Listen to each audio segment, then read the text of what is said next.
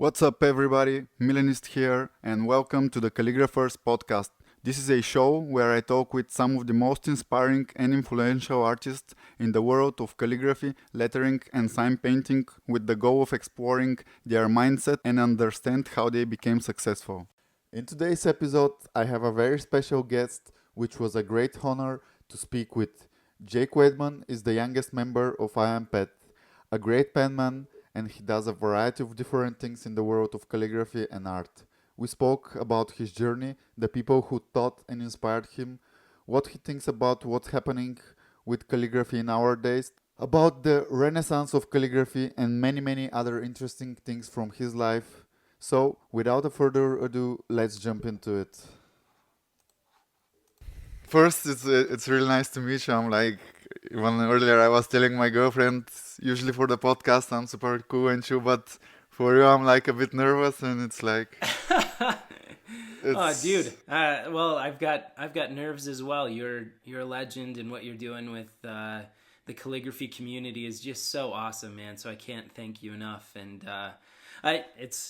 thanks for putting up one of my pieces behind you there on the wall. That's really cool. That's I neat I to actually see. did it on purpose for this episode because usually Oh, good. usually I keep it safe because I had a frame for it, but it broke, and then Oh it no. got some dirty stuff on the end, and I'm keeping it to make another frame because in the frame Oh, you don't see gotcha. this like some stuff from the last frame, I don't know. Okay, But yeah, gotcha. I thought it would be a good idea to be Yeah. behind me on the episode with you. Yeah, that's great, man. Thanks for the plug there. That looks great there. No, So. thanks to you for it. I even had in mind to speak later about it, but yeah, I guess you noticed it too early. Yeah, I'm pretty familiar with that piece. Yeah.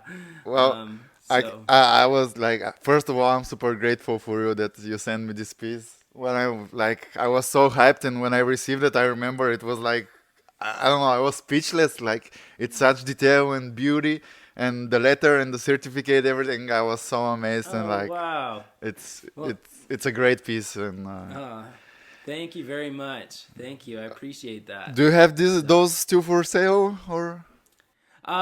We sold out of the limited edition size, which is what you have, Yeah. but we sell like the slightly smaller size ones. We still have those they're at a lower price point, and so it makes it a little bit more affordable because it's exactly where I imagined they would go. In calligraphers and penman studios to kind of bring them inspiration. So Yeah, yeah. it's amazing. I really want to put it into frame, and I have some few other which I have like from different artists, and I want to put everything around me, but it has to be in frames. And I know, and framing is expensive. I mean, it is just, it's crazy. So I'm still trying to figure out a less expensive way, but unfortunately, I have really good taste when it comes to frames. So I usually put them in like the nicest frame and museum glass, and so all oh, of that adds up really quick. So, but yeah, I know I've got several pieces from other artists and calligraphers that I still have yet to frame. So it'll happen. yeah, awesome. Well, first of all, Jake, it's like it's super cool to have you as a guest. Thanks for being guest in the Calligraphers podcast. Absolutely. I'm honored to be on here.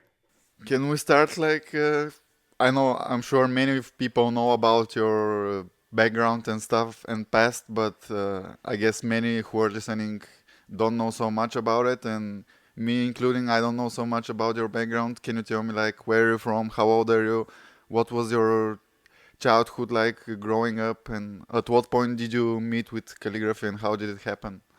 Okay. Yeah, it's a lot of questions all at once. Yeah, Um if you forget something, I'll like our mind. But this is just like step up into your story and who you are. You know. okay. Well, I've grown up in Colorado, just south of like Denver, which is the capital of Colorado. If for those of you who are not familiar with it, and so it's a beautiful state. It's got the gorgeous home to the gorgeous Rocky Mountains. So it's just a really beautiful place to live and to grow. And I grew up loving art and doing art. My parents said even since I was like 3 years old, They knew that they could find me. If they ever lost me, I was probably in my bedroom coloring in a coloring book or drawing something. So it's that love for art started very, very early. And then as I grew up and I learned how to write, handwriting was something that I absolutely loved. And I remember in the first grade, I would take the longest time. We had like a writing assignment that the teacher would put up on the board. And I would always be the last one to finish just because I loved making the letters and I wanted to make them just perfect. And so every other kid, it was right before recess, and every kid is like rushing through it trying to get done so they can go to recess. And I was always the last kid sitting there, working on my handwriting. And then when I found cursive like for me just, blew up my world. I wanted to learn cursive so bad, and I loved the way that the letters linked together and it had this beautiful flow across the page. And, it looked like that, the way that all the letters leaned together, it just, it was so romantic to me. It was like, rain falling across the page. And so I wanted to like just do my very best at learning cursive handwriting. And that followed me along, all the way, up until college. And so, and I had known about calligraphy. My mom had done. Sorry that I stop you, but do you remember No problem. at what age were you when you started like focusing on your handwriting and when you discovered cursive? That would have been about, traditionally here in the States, it usually starts about like third grade. And so you're, you're about like 9 years old at that point, 8 or 9 years old typically. And so that was like, I was really excited. And when I first learned it, I didn't get the concept that you actually break up the words. So I thought everything was linked, and then just in between the words, it was a longer linkage, like a longer ligature. So I remember that was my first cursive handwriting, and I was like, I wanted everything to go together. I wanted everything to flow and be connected, and so that was kind of fun. But so yeah, it just kept growing, and my mom had like really beautiful handwriting, and I wanted to mimic that. Her cursive was just, even to this day, it's like really, spot on. And even my grandmother before her, she had beautiful handwriting, so I would get these like birthday cards and things, and like, it's not every boy's dream. Like, I want to write like my grandma, but for me it was. I just thought she had such beautiful writing, and so I fell in love with it from that point, and just kept growing alongside the rest of my art skill, because I was also. I was really getting into realism and trying to make people and animals look as real as possible. And so, I think that the fact that I was teaching my eye, or teaching my hand to recreate what my eye saw, that really helped in my calligraphy and in my handwriting, because I was like, I want my letters to look like that. And so I know that this loop has to be a little bit taller, or, this curve has to be a little bit more shallow. And so it was, so those two things like paired together, that was really sort of my like early training, where I was developing the muscle memory that I would ultimately use for calligraphy, but hadn't really been introduced to calligraphy yet. And so, it wasn't until college, that I was still working obsessively on my handwriting, and I got my degree in psychology, and you'd have to take these really long essay tests in blue books, and is what they were called. They were just sheets of paper stapled together with a blue cover, and so I was writing them, and it was like I was back to first grade. I was always the last one to finish my test because I was still working on my handwriting. And a good friend of mine at the time, she goes, I thought you were just a big dumb jock and you didn't know you didn't know your handwriting, because I was doing bodybuilding at the time. So but no, I was like, it was actually working on my handwriting, and even in the blue book tests. And so my professors, they'd call me in to talk to me about it, and they said, Jake, love what you wrote in your essay, but even more than that, your handwriting is out of this world. Do you mind if I keep your book? And What? so, yeah, it was really cool. And even years later, I went back to visit one of my professors, and he pulled it out of his file and said, "Look, I still have your book." He says, "I think I need to get it framed, but I'm not sure how to frame a book." So, so that was like, it was in college that I was like, okay, I need to actually get into calligraphy. I'm just using ballpoint pens and making my handwriting look prettier and prettier, but I really want to know script. And I could never figure out, how, like, I didn't even know what copperplate was at the time. I was about 21, 22. I'd never heard of the term copperplate.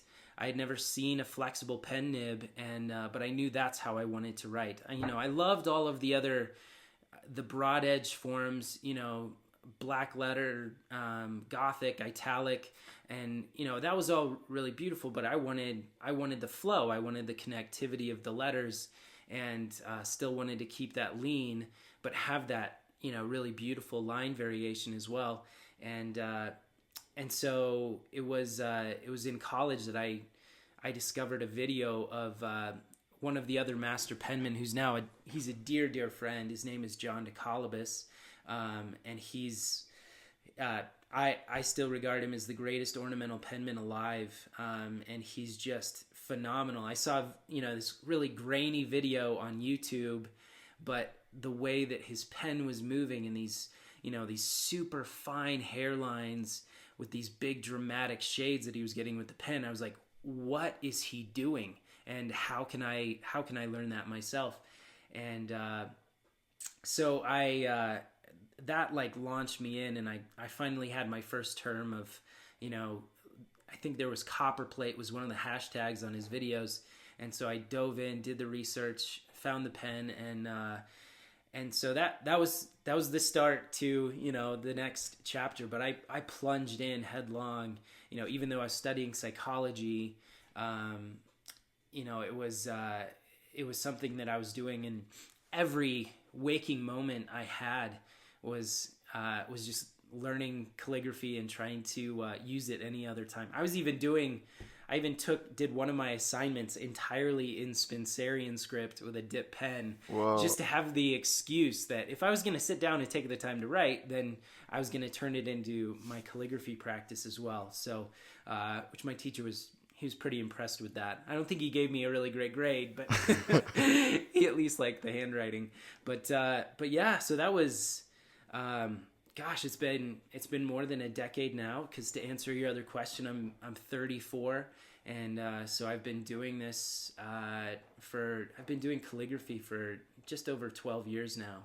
So it's been quite the journey. That's awesome, dude. Like, you mentioned this video, but do you remember some of the sources you were using in the beginning of your calligraphy journey? Some of the sources or the people that helped you go more deeper into it and study the basics, stuff like this? Yeah, at the time, calligraphy was still considered a dead art form.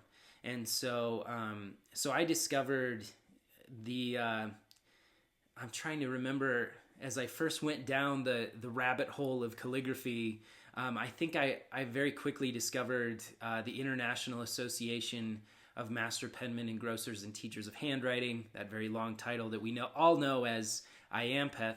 And so IAMPETH.com, it was this sort of janky website at the time. They had just gotten it up, and there were some contacts there, and I reached out to the first person I could, who was Kathy Saunders. I believe she was the president at the time.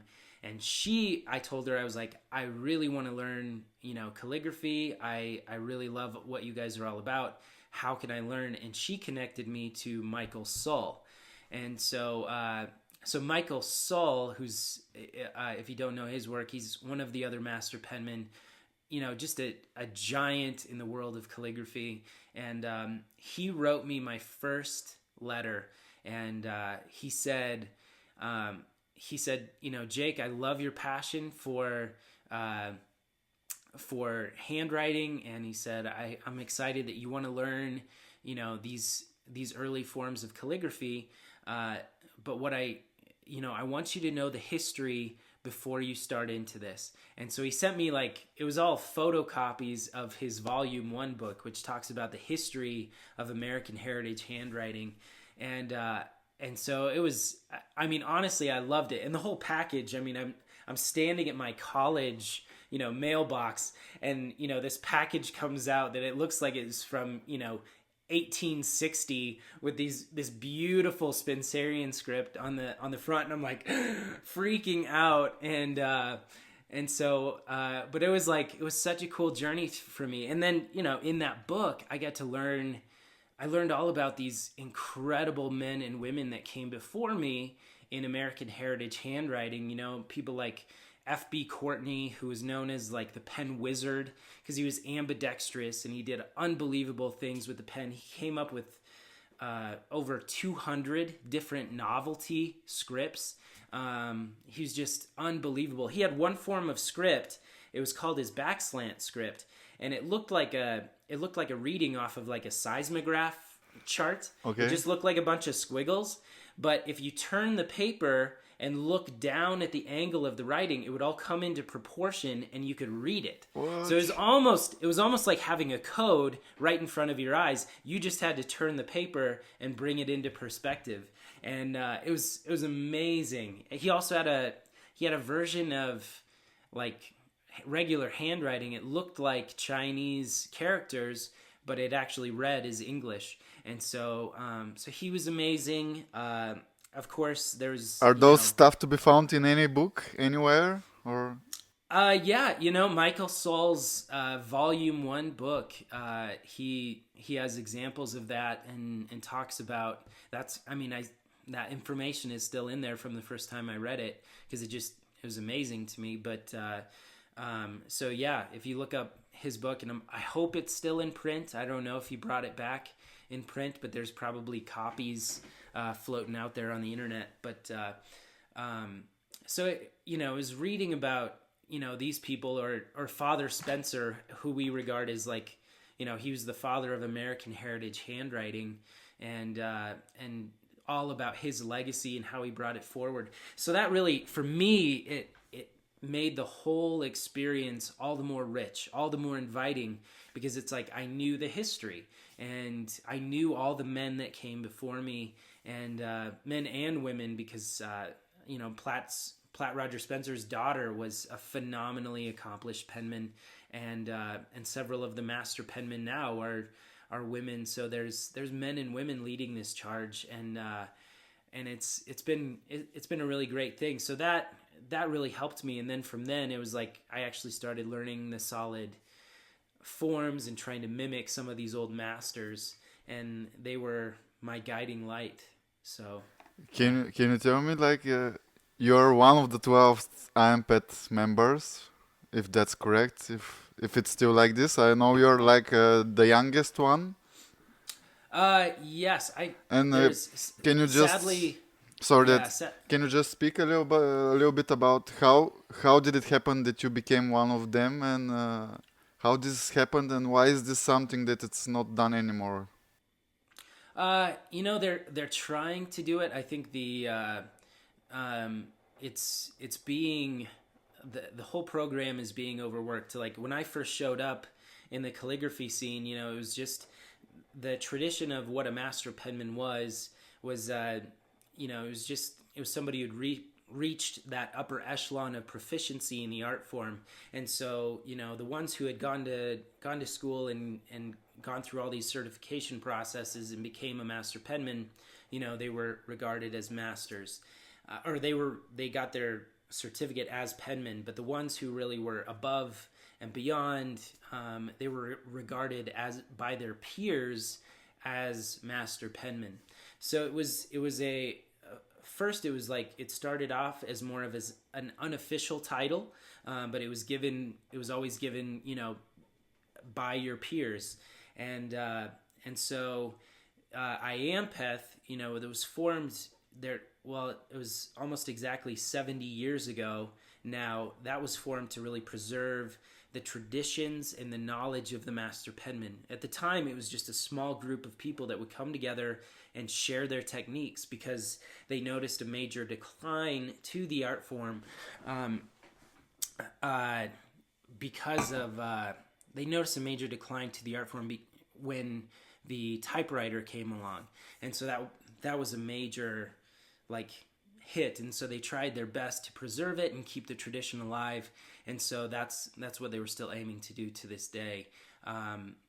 When I started, so when I was there, it was like I showed up at my first conference, and it was like, it was 80 old people, and I wandered in, and they were like, son, are you lost? Because they were like, why is this young person coming here to learn calligraphy? And so at that time, it was still very simple, and I think right now what they're trying to do is there's a huge insurgence of calligraphers from around the world. I mean, I think we're seeing one of the greatest renaissance of this art form, and it's a beautiful thing to see. And I think it's I think you're a big part of that too, as raising up who are these other calligraphy masters, and it's inspiring to see how one artist continually pushes the envelope and encourages the next. And so I think that what you're doing is a really powerful thing, and that's all part of this huge wave that we're all on. It's fantastic. And so at the time, when I showed up, it was nothing, and people were like, calligraphy? What? You're doing calligraphy?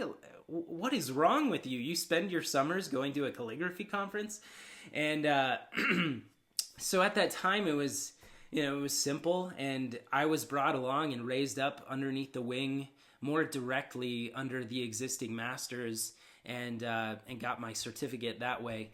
Right now, they're rewriting the program so that it's more incremental, and you can master one hand at a time, which is really, it's a better way of doing it, because all of the old masters suggested that. They said focus on one handwriting form at a time, master it before you move on to the next, because it's very easy to mix up nuances between, say, like black letter and italic, or Spencerian and engrosser script. And so it's like if you're learning two things at the same time, you're gonna sort of convolute the two, and it's going to be hard to lock in to a solid form. So what they're doing, they're in the process of rewriting that, and I hope that tradition, we can keep that tradition alive. But the organization is by and large volunteer based, and so it's just hard. It's hard to handle all of that interest, all of the people who want to learn how to become a master and learn all of the incremental pieces in between. So I see. I'll come back in a second about to ask something. I just wanted to say that when you said the Renaissance of calligraphy, dude, you just seriously, I don't know, I got goosebumps. Like, this is like I never thought about it this way, because I've tried to like somehow to give some words for my head to like what's happening, because I see like the interest is growing and so many people are interested. But now when you said it, like something clicked, and dude, I got the goosebumps, and just at this moment I got already a few ideas with this name, the Renaissance of Calligraphy. This is great. This awesome. is amazing. Like, yeah, awesome. Really, thanks for it. And yeah. So, and I do think that's what it is. It is a rebirth, and I think it's like it's now being elevated. It came out of handwriting was born as just a really functional craft, but now it's truly being elevated to the realm of art, and that's where I think it will always be preserved, because you see what people are doing around the world, and it astonishes me. I feel like every day, looking on Instagram or Pinterest or anywhere else, I'm like, where did this guy come from? Whoever thought of doing artwork like that with calligraphy? So really cool. Yeah, it's really beautiful, and yeah, I'm happy that people like you, because for me you're like one of the big names, and it's cool to see that you have support for other people, because I'm not gonna mention any names, but I had not once or twice been in contact with other masters, like trying to show them what I do, like support calligraphy, and they're like, they don't want to do anything with calligraphy masters because they are like, oh, most of those people, they're bad, they don't do the things, and I'm like, okay, like, but they have the Yeah. love for calligraphy, they'll learn one day if like there are people like you to come there and show them support and what's the right way. So I'm really happy that your vision on what's going on is this way, because this is super awesome, and I guess it should be very inspiring for many people. Yeah, I mean, even though, and I totally know that there are those types of people that are saying like, well, they're not doing it the right way, they're not doing it the traditional way, and yes, there are those of us. I myself am very tightly tied to the traditional forms and how they were executed. I do.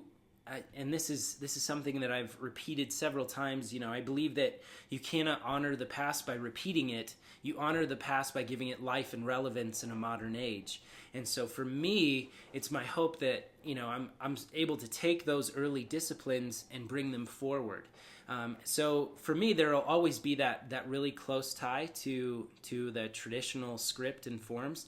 But I think, and I know I'm probably stepping on toes of some of the older, generation when I say this, but calligraphy, even in its definition, is pretty broad. It's from the Greek, kalli meaning beautiful and graph meaning to write. Yeah. So beautiful writing, it's of any and all forms, and I think, I even think like, you look at graffiti and what people were doing with graffiti and how that, like in the 80s, that was inspired by dancing and popping and locking, and that determined all of like the sharp angles to the letters.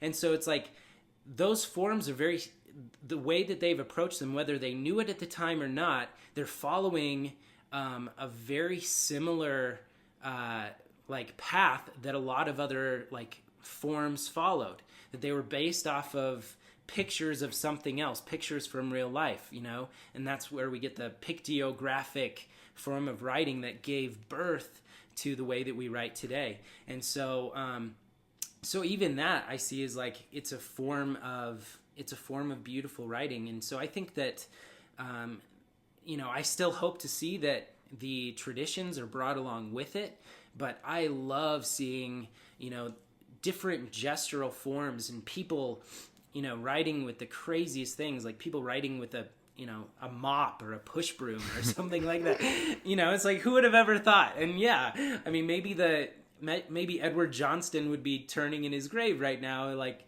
but still, it's it's a different form of expression, and it all tells this broader story of humans and their love to write.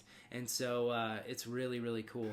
Yeah, and then that's what I love about it, because like I support and love the work 100% of all people like you who are like keeping the traditions, like passing them on. But at the same time, I love people who do totally modern and strange abstract stuff. It's like, I don't know, I find beauty in every part of calligraphy our days, because we live in a super technology based and advancing society. So Right. having a fact that the world is this way and that people are still writing so many ways and finding ways to do it, for me is like super awesome. Yeah. Right. Well, and it's historically, and that's where people are like, they ask me all the time. So they're like, do you absolutely hate technology? Do you hate computers? And I'm like, absolutely not. It was originally technology that was seen as the enemy of calligraphy because of the typewriter, and it was more efficient than having somebody who was on staff to write things down, longhand or shorthand or whatever. But in our modern age, it's like the technology has turned from being the number one enemy of calligraphy to the number one champion of calligraphy, because now it's like we are connected the whole world over. I mean, the fact that I'm sitting here talking to you halfway around the world, and everybody else is able to listen in to our passion, to our excitement about calligraphy, and to see, I think that's the reason why we are seeing the renaissance of calligraphy, because you cannot be what you cannot see. And so now that we're able to see all of the things that we are able to be as calligraphers, as penmen, then it's like, it makes the imagination go wild. And I think we're stirring each other on, and that's a true movement right there. I think that's a real revolution. You just make me smile, like listening to it. Like that's so cool, and it's fucking right. It's true. It's really cool.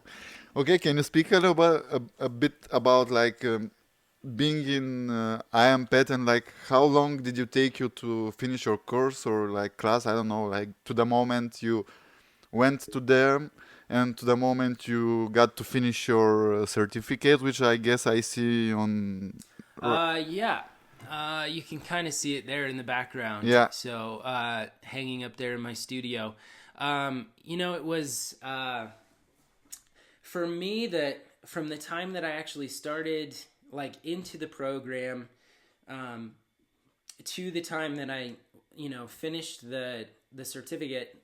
So for those of your listeners and viewers who don't know, the final test of becoming a master penman is you have to execute your own certificate.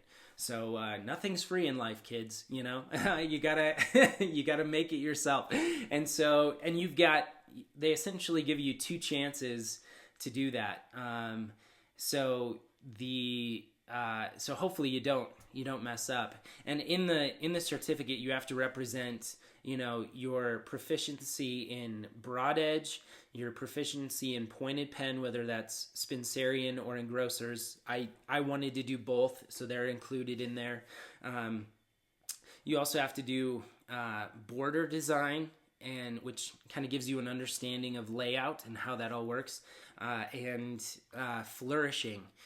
So that's also included. I also have in there, hand painting, gilding, and then the part that's not required for the course, but I did it, was I made the pen that I did the certificate with, and I used that pen only on that certificate and then just retired it thereafter. And then I also carved the frame around it. So that's not required, but I mean, being a wood carver and a pen maker, it's like I wanted those to be like personal testaments that this is what I also do, and that also encompasses my calligraphy. And it is, at the time that I got it, I was I was 26, and so I'd been doing it a total of 5 years, which is super truncated, but that's because it was all I was doing. And so much of my discipline of drawing and handwriting came into play and accelerated my learning curve. But and they tell you, they're like, your certificate is not, even though it's the best that you can do at that point, it's not your end all be all. It's a mile marker that you have to surpass. And so even now, it's like I look at my master penman certificate and I'm like, oh gosh, I wish I would have done that different, or I wish I would have done this different. But I mean, that's just the part of that's part of making art in the first place, is you come to grips with your own shortcomings, and you're always in pursuit of perfection. You'll never reach it, but it keeps driving you on. And so it's much more about the journey than the arrival. So yeah, that's a mile marker for me. How long did it took you to make the certificate itself? That took me about with the frame included, it was about 2 months. Okay. And I had another job at the time, so it was something that I'd come back and work on every evening. And it's done on calfskin vellum, So which was a really, I wanted that to be like a another. It shows another level of knowledge that you know how to work with these ancient materials. Also like it has two different kinds of gold leaf. So, the fact that you have to know how to work with that, like how to work with gold size and apply it to the page evenly and burnish it and all of that. So there's an immense amount of knowledge that goes into creating just one document. And that dates back, a lot of those principles, even though it's truly like a master penman is like an American tradition. The disciplines, required go back to the early scribes, who used to work on the ancient manuscripts. And so, pretty cool that those time-tested techniques still inform the way that I work today. And how many styles did you learn in those 4 or 5 years that you've been at IMPET as a student? Like, how many styles did you learn, and how many, or was there a limit or minimum that you have to learn? There was a minimum that you had to learn. So you had to know like engrosser's text, and most of this came directly from the Zenarian manual, which that was like really, they looked to that as sort of like the Bible of American calligraphy. And so, in that it contains engrosser's script, engrosser's text, which is sort of like an Americanized version of black letter, is probably the simplest way to put that. And it also had, Spencerian script, business penmanship. It has Old English. So there were several different forms. I'm not sure exactly how many thinking back, how many that I actually knew at that time. But it was a good collection. And the bigger thing was to be, is to really be proficient at those forms. It wasn't so much the breadth, but the depth that you knew the forms, and also the history behind them, like in Spencerian, to know that it was inspired by nature, and that even determines where the weight of the shade goes on the letter, because on the right side of the curve, it's on the bottom, so it pulls the letter. It feels like it's going to pull that oval down this way. And then when it's on the upper left-hand side of the oval, like a capital A, the shade is up high, so it's going to make it topple over. So all of those, you have to have a deep understanding of not only what the form looked like, but why, and so that was critical to the whole process. And at this point of life, how many styles do you know or you feel comfortable with? Oh gosh, I don't know. That's because the other ones that aren't in the Zenarian manual that I really gravitated towards were like Fraktur. I don't do it much. I don't get asked to do it much, but I love doing Fraktur. I loved how it's like, it's not so regimented as Old English. It has a little bit more free form to it. It's a little bit more gestural. So I love Fraktur is another one that I really like. And then one that I've just been gravitating towards a lot more is Old German, which is, to me, it's a little bit more sleek and fluid than like Old English. It has, I just like a little bit more curvature and the drama between the shades to the fine hairlines. Because even with broad edge, it's all about contrast. The same way with script, but Old German has been sort of the new love that I've gone after.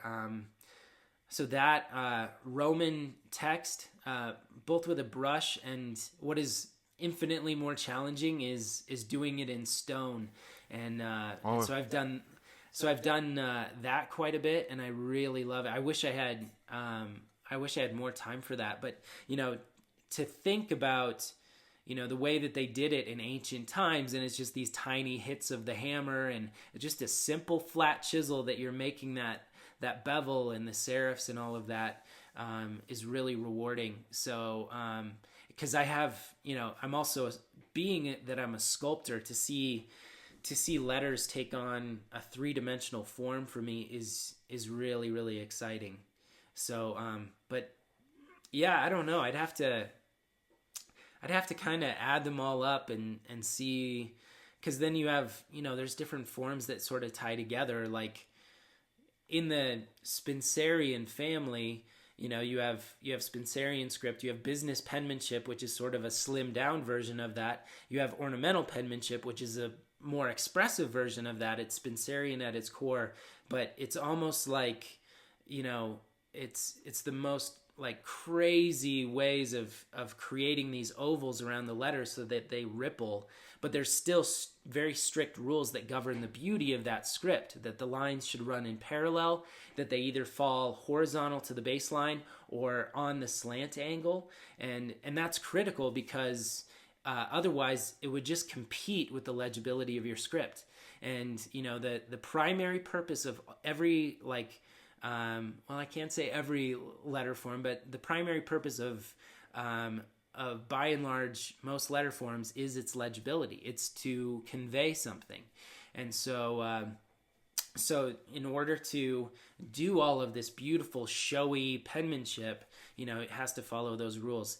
So so that's a different version. There's also, you know, there's fun novelty scripts that I like to do, and I don't know, like needle stitch script, which is where you're dotting the line, you're playing with the nib and breaking up like even a lowercase letter, you know, 3 times, and it looks like it's like somebody has gone in and actually stitched it into the page.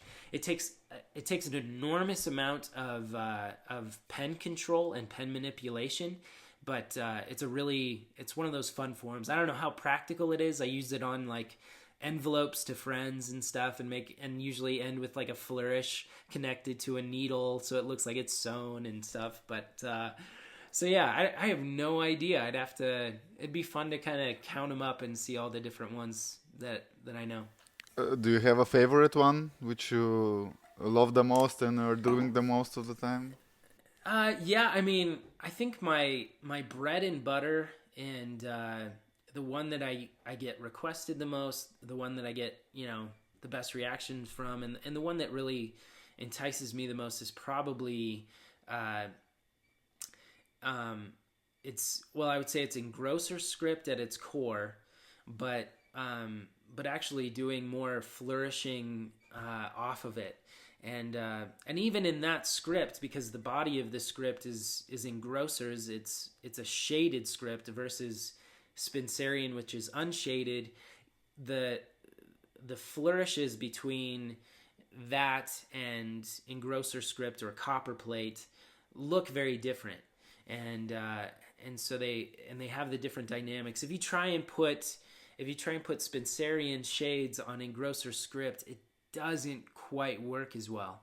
And so so that's something where it's like it definitely has more of a English roundhand kind of influence. And one of the master penmen that I look to, and he was one of the ones that I did my very first studies of script, was W.E. Dennis. So his is probably one that, like, from the get-go, that I saw his, and it had the most amount of life, the most amount of movement, and I thought it was so dynamic. And he does that. He does the, you know, it's engrossers at its core, but he does these flourishes, and he envelops the letter in these beautiful strokes that just draw you in. So so that's really my go-to. You know, the other thing that is related to that, and that's probably the newest thing that I've gotten into, is actually doing engraving, hand engraving with you're using just a tiny chisel because copper plate. I saw you have a bottle on your Instagram, like a bottle of whiskey, or I don't know. You did something like this. No, I do fragrance engraving, which is engraving on glass. That's using a high speed engraver. This is totally different. This is using like a tiny metal chisel, and you're working under a microscope. Okay. And you're cutting the letters. And so copper plate was called copper plate because before the invention of the steel pen nib, that's where it really came, and it was formulated out of the individual cuts into the metal. And when you cut the metal just right, it's the most spectacular, smooth, beautiful form of script, but like secured into metal. And so they used to do that into like print plates. They would cut away the metal, they'd put the ink in, and then run the roller over, and so it would pick up the ink that were just in the cuts. And so that's, I've been doing that mainly for my wife's, like, she started a jewelry business that has incorporated. I was just thinking about this because you did some like nips necklaces or something like this. Yes, exactly. Yeah, so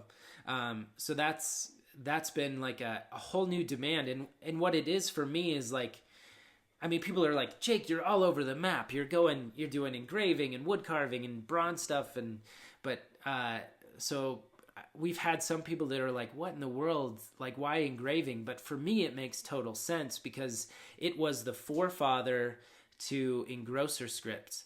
And so for me, it's like, it's going all the way back. It's like, it's going back to the stone carving, the Roman forms to really learn the Roman text style. So that's been really, it's been a fun new challenge for me because you're working on some of these letters have a 1 millimeter X height, and you're cutting them into gold.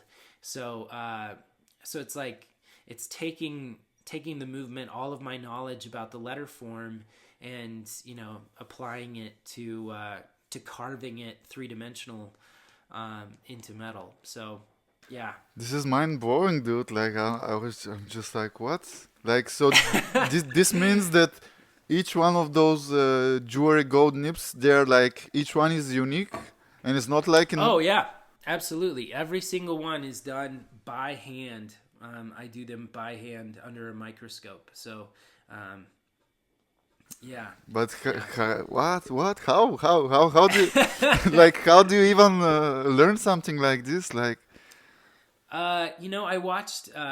There's some great. I mean, we live in the information age, and I think that's the beautiful thing right now. Is like you can learn almost anything, and so engraving, which was like a really old art form, and there are engravers that are doing head and shoulders above what I'm capable of doing, but that has seen a renaissance all its own. But I've watched videos by Sam Alfano, and so that's where I learned a lot of the traditions of how it's cut and how you move the vise, because this vise that you have holds the metal piece, and then it turns, and so you navigate all with your left hand while you're cutting with your right. And so it's a totally mind-blowing thing, and I know I really need to do a video. I've done a couple like close-ups, but I need to do a video so people understand what I'm actually doing. No, I have an idea because I've seen like on YouTube some people doing engraving. They get like a watch or something else, and they do crazy work, but like exactly, yeah. But that's one thing, and one thing is what you do, like taking a piece like this, engraving, and on a microscope. This is for me is like what, like that's some next level stuff. Yeah. Well, I mean, it's we're sort of discovering the next level that all of our forefathers did before us. I mean, to think like what they were doing, in these old engravings, like the book, the Universal Penman. Excuse me, I'm coming down with a cold. No worries. So the Universal Penman is, all of those images that we have from George Bickham were engraved into copper plate. And so, we're not actually looking at that point, we're not actually looking at pen work, we're looking at engraving work. And so for me, it was like, it's not necessary. I still don't know. I'm looking for an opportunity to really incorporate it into my actual artwork. But doing the small jewelry pieces is like a good training ground, essentially. So. No, I love it, and I think it's very also original and creative because I've seen like people do calligraphy and then turn it into a necklace. Yeah, it's nice. It's a written word, but when I saw your nips, this was like super original for me, and I was like super like wow, that's awesome, and it's really cool because first is like it's in our niche, it's calligraphy, and it's something that nobody else have done. Like I never seen before this nip being a part of a necklace. This is like super awesome, and it looks also stunning. So I love it. Thanks, man. It's been a fun new thing for me, so I've enjoyed it. Yeah, I guess all people who have seen it also enjoy it. Oh, thanks. Can you give me like your top three favorite nips? Top three favorite nibs. I would say of the modern nibs, I would say the Gillette 303, the Leonard Principal EF, and the one that I recommend, and I've used it a lot for drawing. I don't use it for my calligraphy so much. Is the Zebra G. So, and then for broad edge work, I primarily work with like all Mitchell. So just the various size of the Mitchells. So, yeah. I see. Okay, can we talk about a little bit about your pen holders? Because you do plenty of different pen holders, and I have some absolutely. favorites, but like there is one which I love the most of the ones I've seen from you. It's the O pen holder, like the wood The O. wood O? Yeah, I there. don't think I've done a wood O. Yeah. Wait, I'll show it.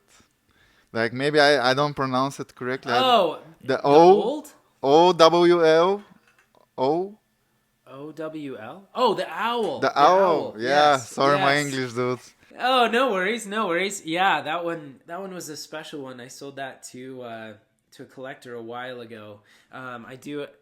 I have actually a couple sitting right here on the desk. I'll pull more out. This is one that's out of deer antler, and this is an old man with his beard, and so I've used that one on a lot of pieces. So incorporating sculpture, and it's a little bit, it's ergonomic. You can see like the different places for the fingers to fall on the pen. So that's really good. This is my workhorse.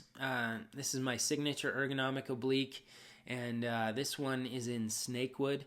And this one, it took years and years to formulate this to get the proper grip. But this one is just my old standby. So it's like every single facet. It sort of looks like a modern sculpture, but your thumb goes here. Your index or your middle finger goes there, and then your index finger goes on top. And so this is like the traditional way that the pen was held.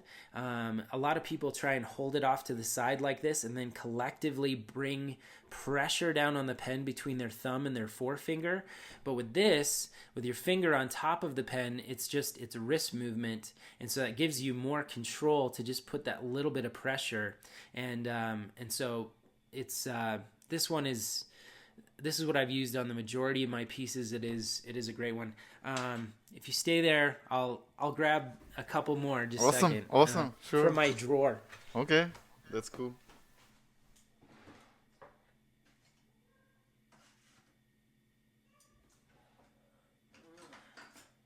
Okay. So I'll show you just a couple more. This is one of my earliest ones, and this is African blackwood, and that's just carved with an open spiral. this pen has seen me through a lot of different pieces. This is more of like a very traditional style pen, and it's layered with all different kinds of wood. The white stripes in this are actually piano key ivory that were somebody just gave me like some old. They used to have veneers on old pianos, which is where, tickling the ivories, that's where that came from. But so it's like one old instrument turned into another. So that one's really cool. And then this is another one that shows sort of the carving, and that's it's a fun one. So it's like a gloved hand that's holding a long sword, because the pen is mightier than the sword. So I always wanted to do a pen that has that theme, and this was like actually some of my first. It's hard to see, but this is some of my first engraving was engraving the guard there on the top. So, anyways, yeah, those are fun ones. I wish I had my hummingbird pen. That's been one of my more recent designs, but pen making for me has been. It started early on in the journey because I saw the pens that were out there, and at the time nobody was making pens. It was because calligraphy was still, borderline dead at the time. Yeah. And now there's like so many people making unbelievable pens all around the world. It's really, really cool.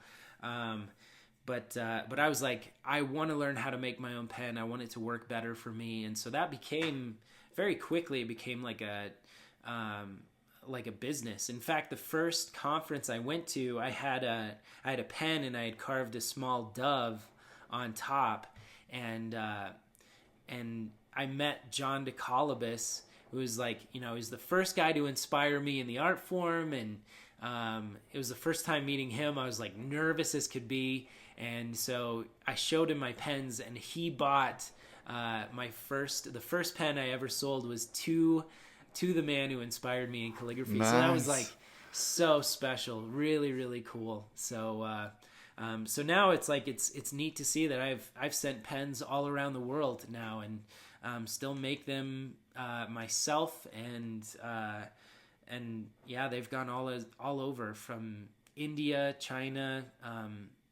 England. I mean, just anywhere and everywhere that you can imagine. So that's a huge compliment to me, and really cool to know that it's like even across all that distance, it feels like I'm kind of shaking hand with another penman and giving them a leg up in their career. So but like cool. you have some of the most unique designs, like the one with the owl. Is Yeah. is correctly owl? Yeah, yep, owl. Okay. You got it. Like, man, I'm since the day I saw this, like when you posted, I was in love with this pen. It's like, I don't know, it's just a piece of art, and it's like so beautiful, and everything is so detailed.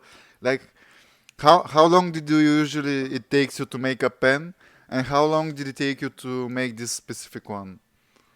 I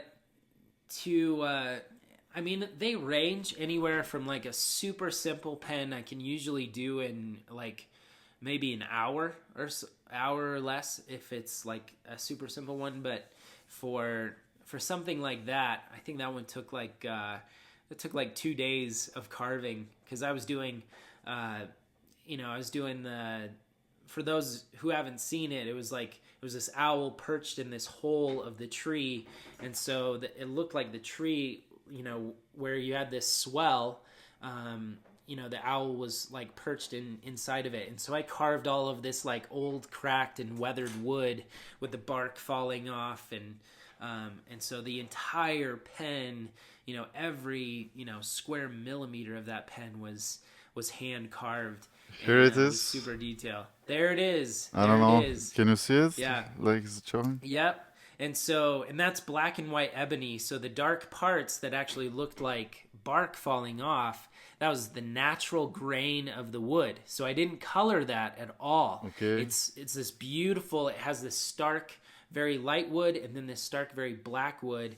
And so I just, that kind of shows up in these like spots and streaks. So I just carved around those to raise them up and make them look like bark, and then everything else just looked like kind of that naked wood of the tree.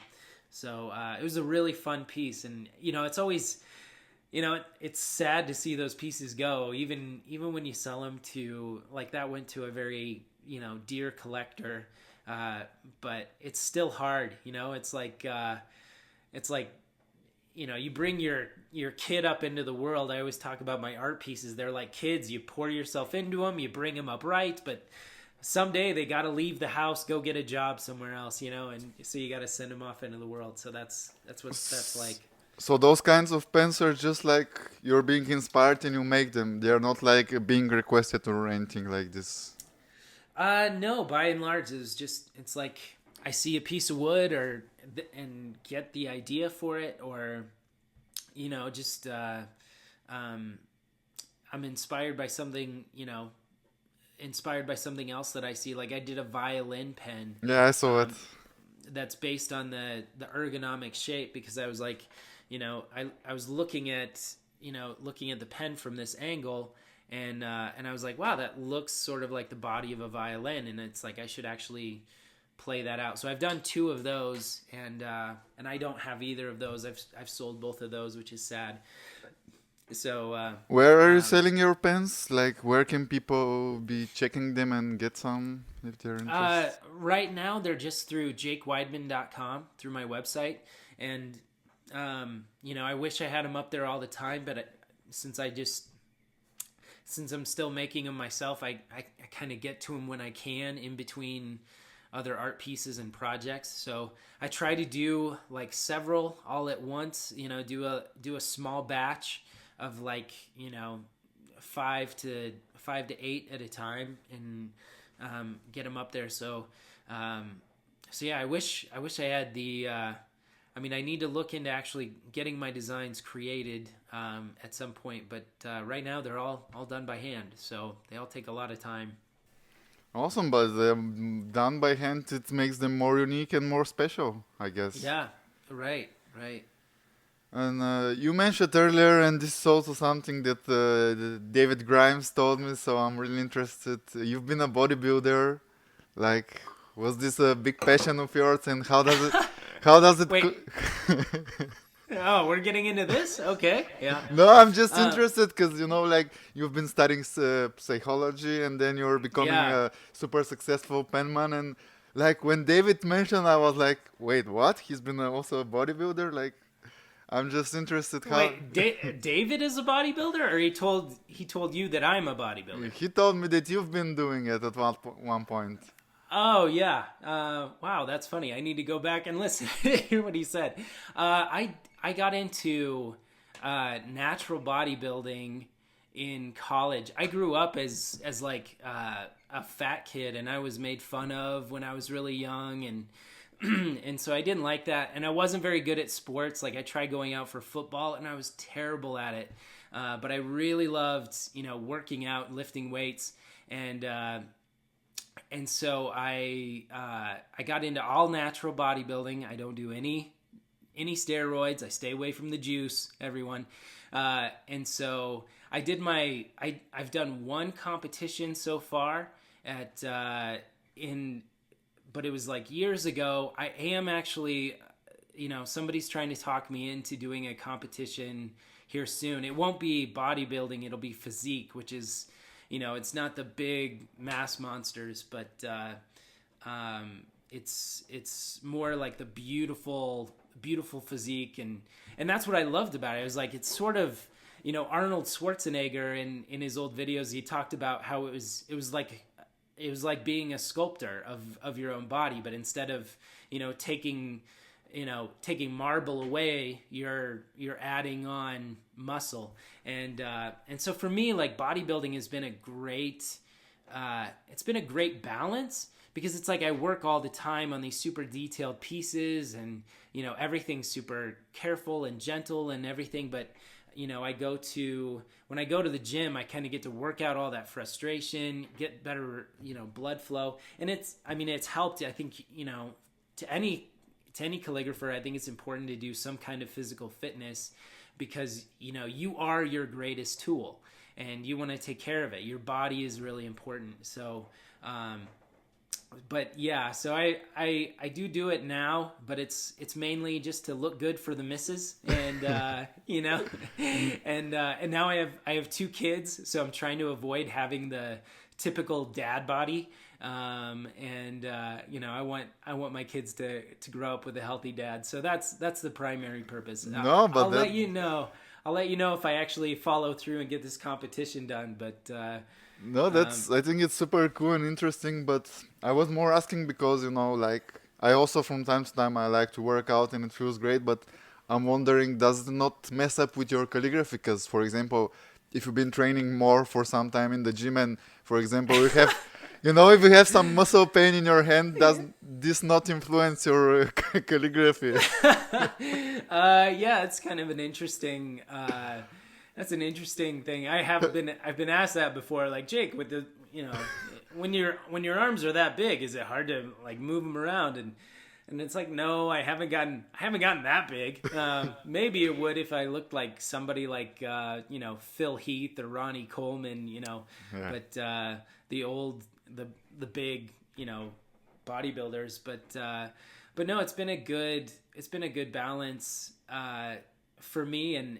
And I know, like, on a like arm day, like if I do a really heavy like upper body day, I'm pretty toast. I can't come down and try and do calligraphy, but right then. But after you recover and like when you're in good physical shape, because even like your posture, like a lot of people tend to slouch and and lean on their arms, but when you're doing it, you actually want to keep your shoulders upright and lean in from the hips and keep your back suspended. So having a good strong back, a good solid core, that actually helps immensely when you're doing calligraphy, because you want your arm to be gliding, across the surface of the table and your paper. And so in order for you to do that, you have to have a good solid frame that your arms can essentially be suspended from and move fluidly. So, no, I mean, that's where bodybuilding has really helped that way. And especially like, I mean, for some of the more physical demanding things like carving wood or marble, that's where, it really helps to be in good shape. So Awesome. I guess it's good to know, Yeah. So keep working out, man. Yeah, of course. Like, I think it's great to work out because also it gives some kind of discipline, like not all people Yeah. have such discipline, and especially me, when I work out, I can feel that the discipline goes into other fields as well. So Yeah, absolutely. Absolutely. I wanted to ask you, like, to talk a little bit about practice, like how important is practice to you? Like, how much time were you spending in the beginning when you were studying? How much practice were you doing, and how much practice do you do now? Practice is, it's not, the big thing that I stress anytime somebody asks me about practice is it's not just about how much, it's not about the hours that you put in, but it's about the kind of hours that you put in. And, there's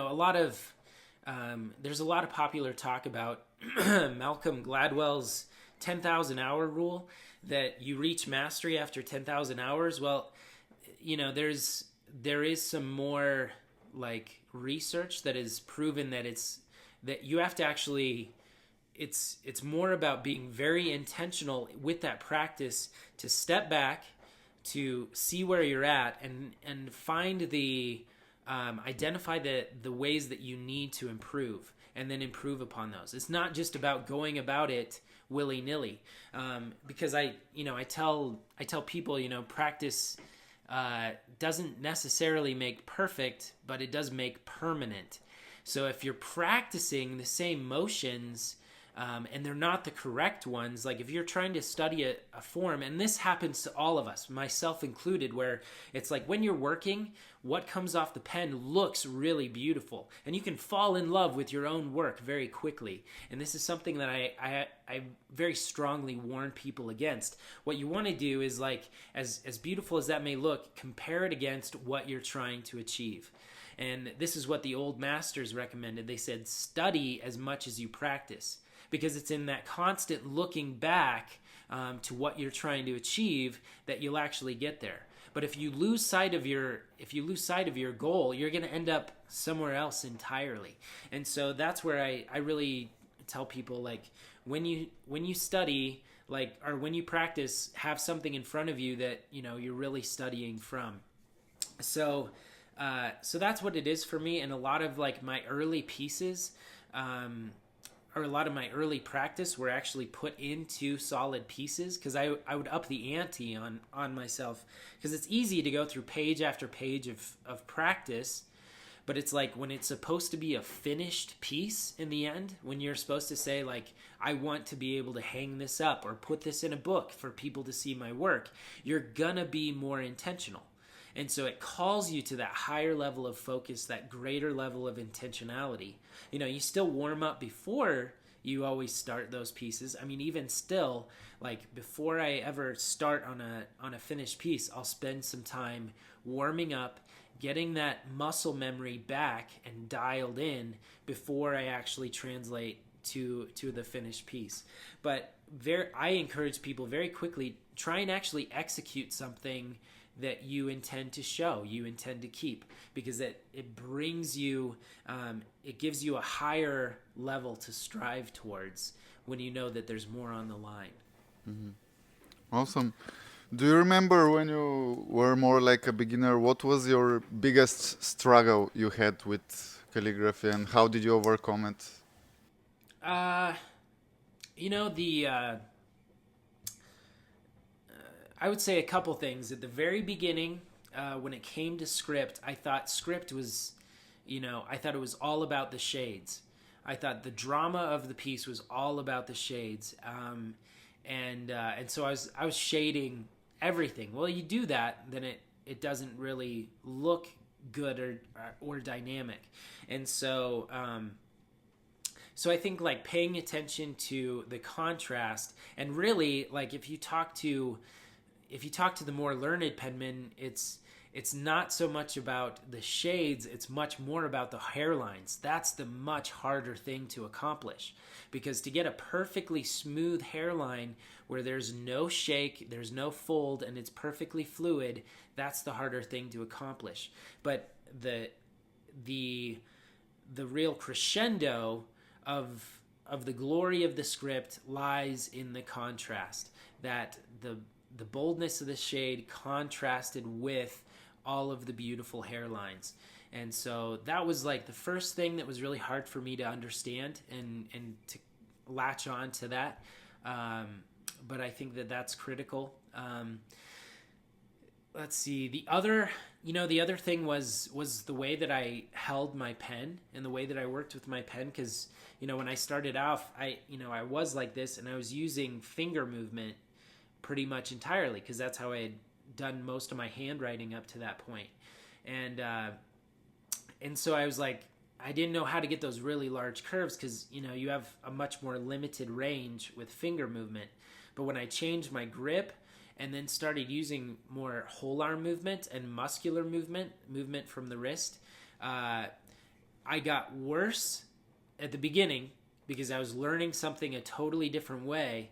But then it took off, and I was able to do far more using the whole arm movement than I was ever able to do just using the finger movement.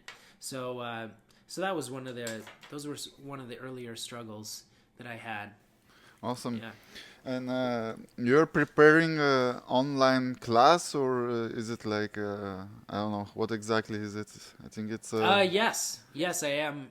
I mean, I'm just getting into it. There's so many people out there doing awesome online courses, and I've gotten many requests for that. So I'm finally biting the bullet and doing my own online class, and it's really encouraging to see how many people are out there. We've done an early poll to see what people would like to learn, and so what we're starting out with is sort of beginner's flourishing class, and it tells the basics of how you take the calligraphic line and create all of the beautiful images of flourishing.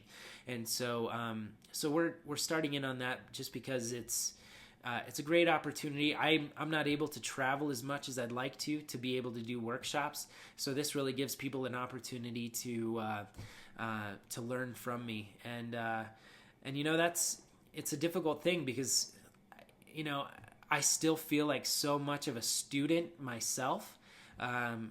And so it's hard to feel like, well, should I really be teaching this broadly? And I want to make sure I'm teaching all the right things. But, even Michelangelo at the end of his life, I think he was 88 when he said, I'm still learning. And so I guess that'll never change then if Michelangelo can say that at the end of his life. Well, we all are still learning and all the time are learning. But yeah, first, you're accomplished in so many things. People love you, love your work, and of course they'll be willing to teach from you. I think it's awesome that you're doing it. I just want to know when approximately will be the class done and where people will be able to get it. It'll be through our website. We'll have something there at jakeweidman.com, and you can just go on and sign up for the class. We're still trying to figure out the exact platform that we're going to do it on, but it'll be integrated into the site. So if they go there, they'll know about it. I would say if they want to, I would encourage you, if you want to be aware of it, we're going to be making the announcements, through the social media channels, but you're more guaranteed to hear it if you go and sign up for our newsletter. That's a better way of finding out about it. But it'll be a really exciting thing to do. I'm really looking forward to giving that information away and then seeing what other people do with it, because I think flourishing is such a beautiful art form. It was one of the things I loved most when I got into it. So yeah, it'll be fun. It'll be a really cool experience. Yeah, I'm sure it will be, and I'll try to get on the class. So I'm very interested for awesome for launching it. Yeah, couple months. That's what we're tentatively looking at. It'll be in just the next 2 months. It should be online. So awesome. Have you ever had any thoughts on making a book, or is it something about? Yeah, absolutely. And I'm not sure exactly. I mean, I think it would be really good to have a how-to book that goes along with the class. There will be, course handouts that'll be attached to the class at this point.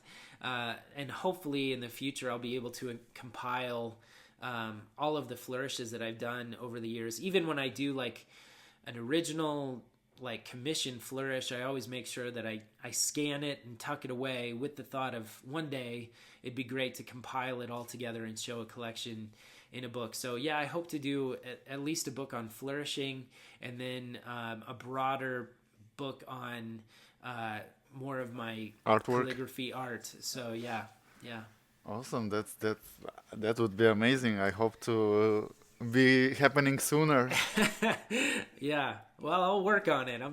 I'm trying the best I can. There's a lot to do.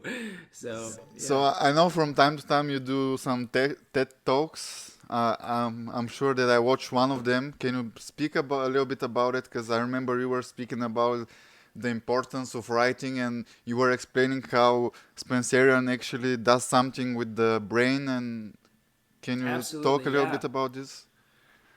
Sure. Yeah. So I was, and I would, I give that whole lecture. I give, if you haven't figured out by now, I give very long-winded answers. So I'll try and keep this shorter, but I have done 2 TED Talks, and the first one is called Why Write? And man, I gave that one all the way back in 2014. Yeah. And so it's been a while, but it's been great because it's, calligraphy has brought me into 2 different worlds, both in the fine art world and into the educational community. And so there's a lot of people right now who are very excited about teaching their kids handwriting, because the schools here in the United States, I'm not sure how it is around the world, but here in the United States, they've taken handwriting or teaching cursive handwriting out of most schools in the United States, and in some schools they've taken out all handwriting completely.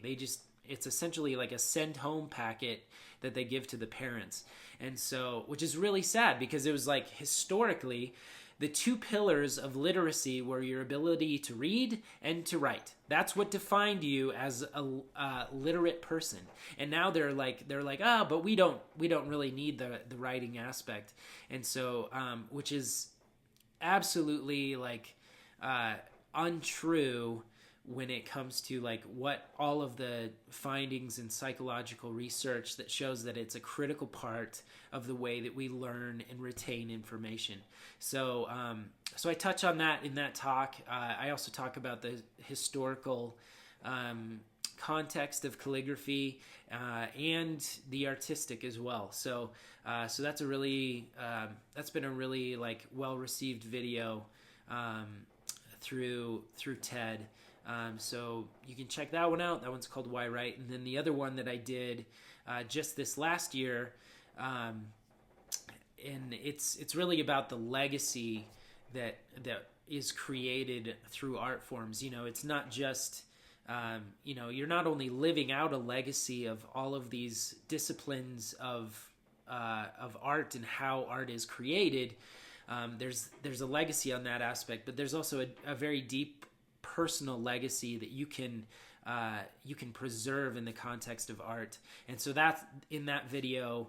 I speak to that point and then share more broadly some of my other art forms like drawing, painting, and sculpture, and even end with the cradle that I made for my daughter, which looks like a swan rocking on a pond.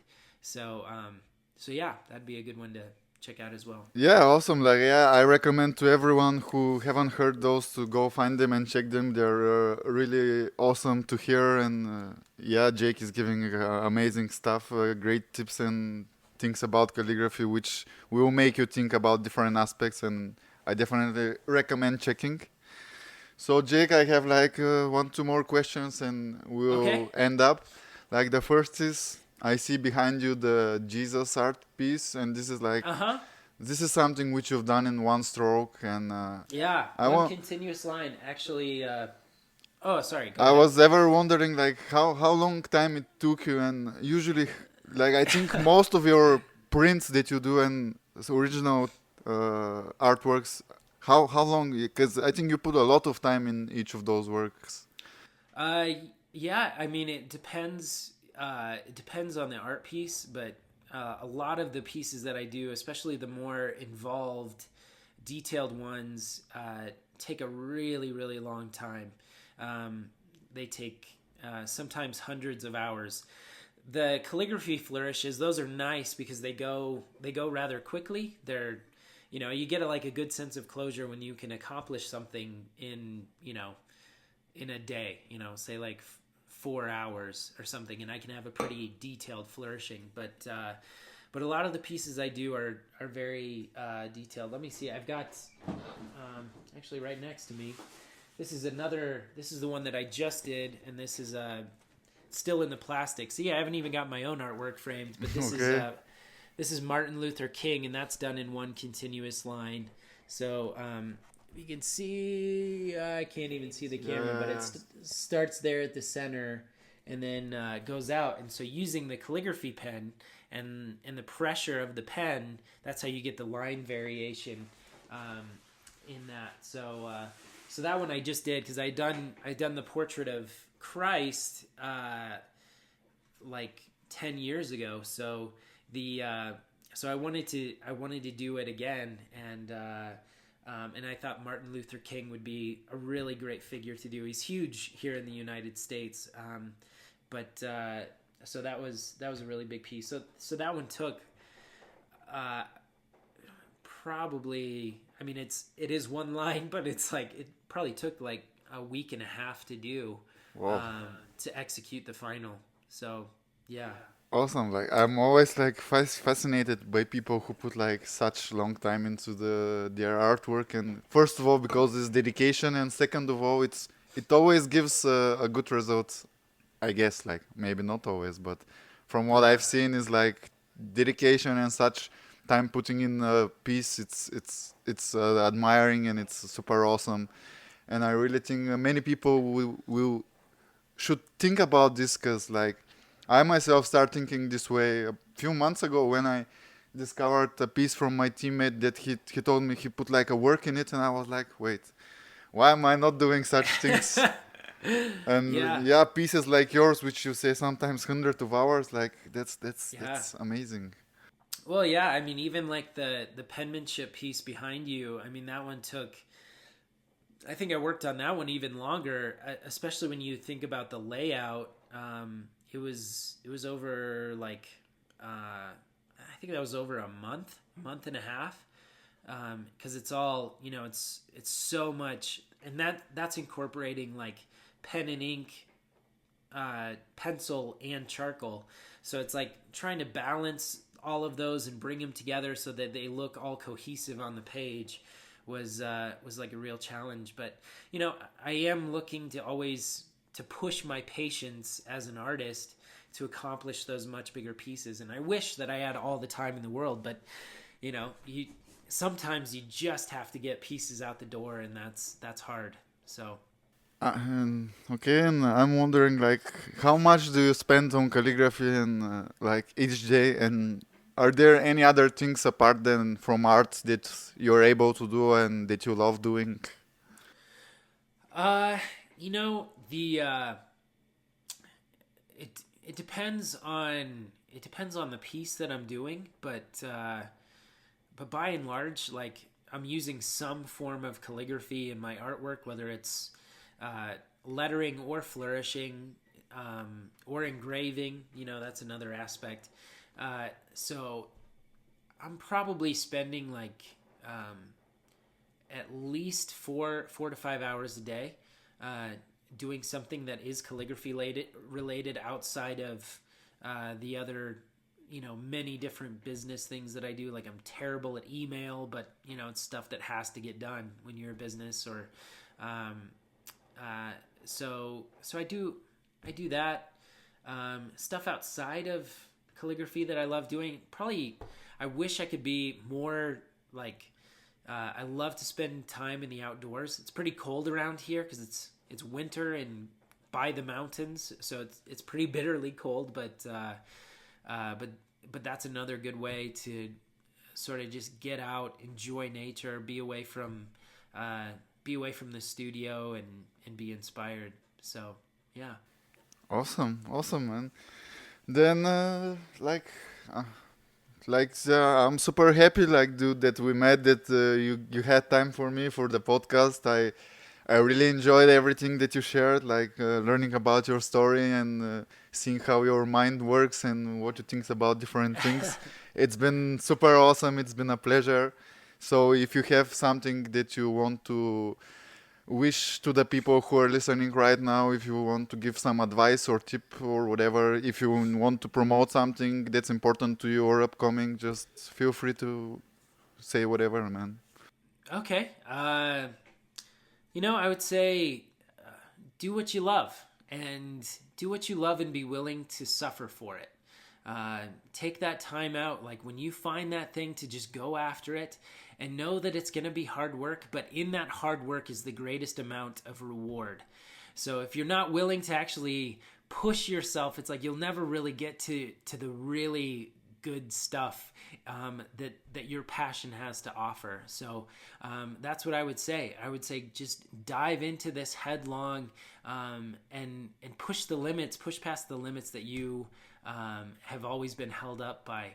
And on the other side of that is just beautiful, great rewards. So get out there and write. Keep this renaissance alive. Awesome, dude. I think that's a great ending.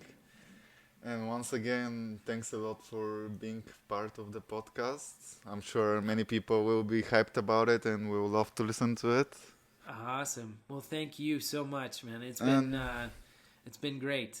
So that's a long interview. I hope you're gonna edit that down quite a bit. Yeah, I'll edit it. I hope I didn't take much of your time. I just I don't know. I was interested to hear the things I asked you, and I believe many people will be also very happy to hear them as well.